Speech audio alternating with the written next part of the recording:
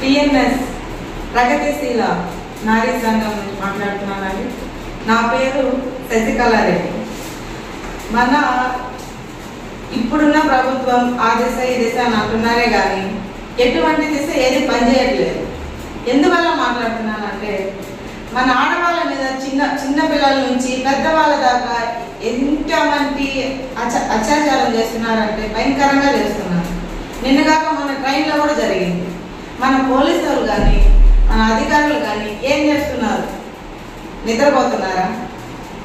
ఇలాంటి జరగకుండా చేస్తామని గత ప్రభుత్వం మీద హెచ్చరించినారు. ఈ ప్రభుత్వం ఏం చేస్తుంది? ఈ ప్రభుత్వం కూడా అలర్ట్గా ఉండాలి కదా కొంచెం. అదేవిధంగా మన ఈ అత్యాచారాలు ఏమట ప్రభుత్వం ఇకనైనా ఫలించి ఇప్పుడైనా వాళ్ళకి తగిన చర్యలు తీసుకోవాలని కోరుకుంటున్నా మా ఆర్టీపీ పార్టీ తరఫున నుంచి. ఒకవేళ పార్టీ తరఫున తీసుకోకపోతే ఎక్కువ చర్యలు తీసుకోకపోతే మా ఆర్టీపీ అందరూ చేయగలుగుతాం, అందరూ ముందొస్తాం. మేము ప్రభుత్వాన్ని డిమాండ్ చేసేది ఇదేనండి. మా ఆడవాళ్ళకి ప్రతి ఒక్క ఇంట్లో ఒక మహిళ ఉంటుంది. ప్రతి ఒక్క చిన్న బిడ్డ కాడ నుంచి పెద్ద బిడ్డ వాళ్ళకి రక్షణ లేదు. బయట వెళ్ళి వచ్చేస్తున్నారు అంటున్నారే కానీ ఎవరు రావట్లేదు. అర్ధరాత్రి తిరిగి స్వతంత్రం కూడా వచ్చింది అంటున్నారు, ఎక్కడా లేదండి.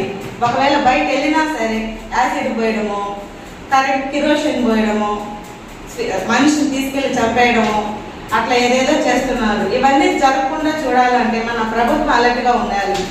ఈ ప్రభుత్వం అలర్ట్గా లేకపోయిన వెడల మేమందరం కలిసి పోరాటానికి సిద్ధంగా ఉన్నామండి. జై ఆర్సీపీఐ.